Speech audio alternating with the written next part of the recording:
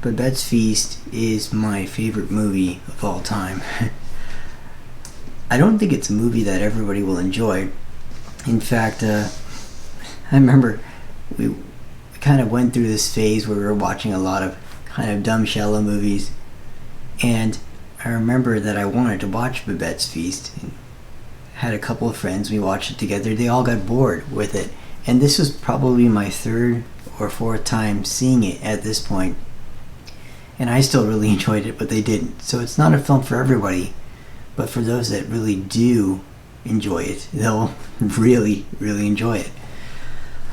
What makes it special to me is it's a film, really it's this. It's a film about gratitude. It's a film about aging and aging gracefully. It's a film about regret. It's a film about what it really means to be an artist. It's a film about how being good to other people actually comes back to benefit you in the end. It's a film about the unpredictability of life, in case you haven't caught it. It's a film about so many different things, and each time I watch it, it's almost like reading a novel in a way, because I pick up on things that I didn't pick up on before. I really like the music too. I like the general feel. Just to give you a little bit of background, most people will mention that this is a great cooking film, and you'll see it on lists of the greatest cooking films ever made.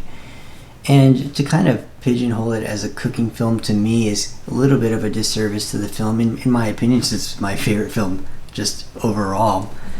And I understand why it's on that list, because really the whole third act of the film, or maybe the last 50% of the film, is one long feast. And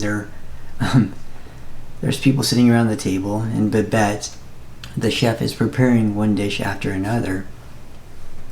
But and apparently when this came out, some restaurants actually had they tried to make Babette style feasts and market it, and it was kind of a thing for the time.